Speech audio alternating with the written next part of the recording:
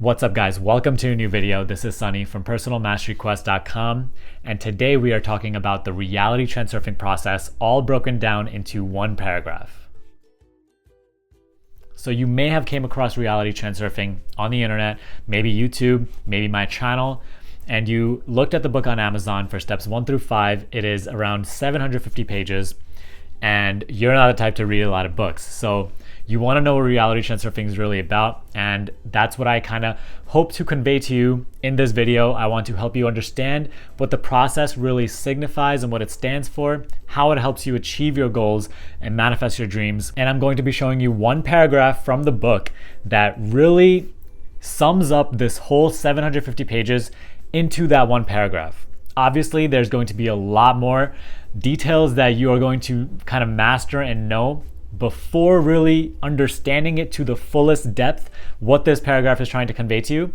But today with this video, we're going to break it down sentence by sentence. And so at least you will have a firm understanding of what the reality transurfing process is like. So after that, if you want to go buy the book and read the entire book to explore it even further, you can go ahead and do that. But now let's go right over to the paragraph that I'm talking about. So these few sentences right here kind of show you the entire reality transurfing process and what it really is all about. It starts with, there is nothing to guard or conquer. There is nothing to fear or be anxious about. As long as I do not attribute excessive meaning to anything, the layer of my world will not be distorted by excess potentials. Instead, I abandon the struggle and go with the flow. I am empty, so there is nothing that can be hooked into. Although this does not mean that I am hanging suspended in a vacuum. Finally, if I want it, the choice is mine. There is no need to struggle anymore. I just calmly walk my path and take what is mine. Unlike shaky confidence, this is a new state of conscious, composed coordination. So now let's break it down sentence by sentence. The first one, which is, there is nothing to guard or conquer. This sentence means that you are not creating any inner importance and outer importance. Inner importance has to do with dwelling within your own shortcomings and always thinking about how you are not worthy to achieve the goal that you have set for yourself. And then outer importance is constantly putting the goal on a pedestal, thinking about the goal as so prestigious and therefore really blowing it out of proportion. And any goal that seems too great to achieve usually shows us that it cannot be achieved. And obviously that feeds back into inner importance, where we start dwelling within our shortcomings again and why we can't achieve that goal. And so these two just feed off of each other and lead to no action and lead to no accomplishment. So instead, there is nothing to guard. So you have nothing to defend. You have no inferiority complex, and there's nothing to conquer, meaning there's nothing greater than you outside of you. Next sentence is, there is nothing to fear or be anxious about. This sentence means that you understand at a deep level that the events of life, they're flowing for you. Life is not just happening to you, it is happening for you. And if this is the case, it means that nothing that is happening to you is bad. It is only our mind, which has a very limited perspective on life, which starts to label things as good or bad. Whatever is aligned with the mind's script of how your goal should pan out, how your journey should unfold, that is considered good. Everything that is kind of outside your mind's script of how everything should go is considered bad. But in reality, the mind's perspective is very, very limited. It only knows what already has been and what is right now. It has no idea about what is yet to be. So it has no idea how events will unfold. So how can you label something as bad? I'm sure you know by personal experience that there have been countless times where you have experienced something bad which ended up being the best thing for you in the future. You look back at that event being like, thank God I experienced that, because that led me to where I am today. So there is nothing to fear or be anxious about. You have full knowing, full confidence that life is flowing for you. Now the next sentence is, as long as I do not attribute excessive meaning to anything, the layer of my world will remain free of excess potentials. This sentence means that you understand that in reality, nothing has any meaning. Or in an opposite way to say the same kind of thing, everything has equal meaning. Now, you can have an apathetic attitude towards this and look at it in a very pessimistic way and say, damn, if nothing in life has a meaning, then what's even the point? What's the point to do anything? Or you can look at it in the opposite manner and realize that if nothing has any meaning, if everything in life only gets the meaning that I give it, then I control what I consider to be important. No longer is it something that is going to be imposed on me from the outside. And no longer do I need to obsess over things that I don't have, because I understand that they are no more important than what I have right now. They are no more important than anything else in this world. This is very crucial to understand, because us humans, we like to really obsess about what we consider to be important. So if it's something that you desire in your life, let's just say a relationship, you are going to be constantly obsessed over it, and you're going to be attributing it so much meaning and mental focus. Same with a professional goal. Some people really attribute a lot of meaning and importance to their professional goals, where they want to be in their company or in their business. And what happens is that anytime that you attribute a lot of excessive meaning to anything outside of you, what you are doing is you're distorting your perception of reality. Because nothing in life has any meaning, or everything in life has equal meaning, when you give one aspect of life a lot of importance, what you're doing is you're elevating that. So this is the baseline, and what you're doing is bringing that away from the baseline and distorting your perception of reality. And this always creates friction, which you experience as problems.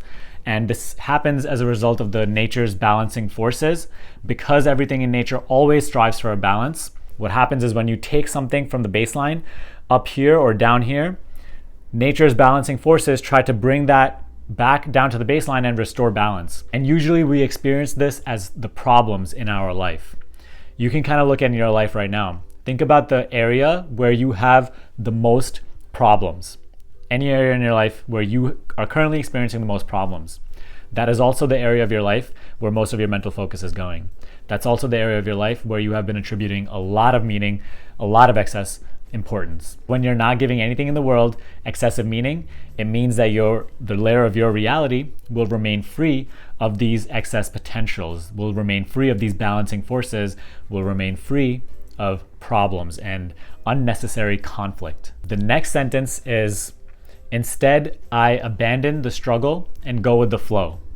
I am empty, so there is nothing that could be hooked into. Although this does not mean I am hanging suspended in a vacuum. This means that you are done trying to impact the external world through force. It means that you're done struggling against the flow. It means that you're going to actually use the flow of your life to go where you want to. Instead of fighting upstream and trying to swim upstream and really creating more friction for yourself, you're going to actually just use the flow to direct you towards your goal. And this emptiness is actually referring to your importance levels. You are empty within. You are really seeing reality for what it is, as just that baseline, and you are free of that importance. You are no longer attributing any excessive meaning within. You are not, thinking of yourself as inferior or superior to anybody or anything. Nothing is beyond you, and nothing is too far for your reach. Nothing is too good for you. Along with that, you are not obsessed with anything outside of you. Nothing in the external world, no people, no goals, no amount of money controls the way you feel. You are empty within, you are neutral, you see reality for what it is, and because of this, you are not suspended in a vacuum. This doesn't mean that you're going to have no motivation to go for what you want. Instead, you're going to have a very clear mind, you're going to have a very clear approach, a balanced approach, and you're actually more likely to be purely motivated, take action towards your goals, and actually achieve your goals. Next sentence is, finally, if I want it, the choice is mine. There is no need to struggle anymore. I just calmly walk my path and take what is mine. This means that you understand at the deepest level, you have this knowing that anything you are imagining is not too good for you, it is not beyond you, and it is just a choice that you have to make. If you truly desire something, you are making an intention to create it in your life. This is your birthright, to bring the unmanifest into the manifest, to create the change that you desire for yourself in your life, to create your life's work. to create something that means a lot to you, something that will make your life experience even more joyous, even better than it is right now.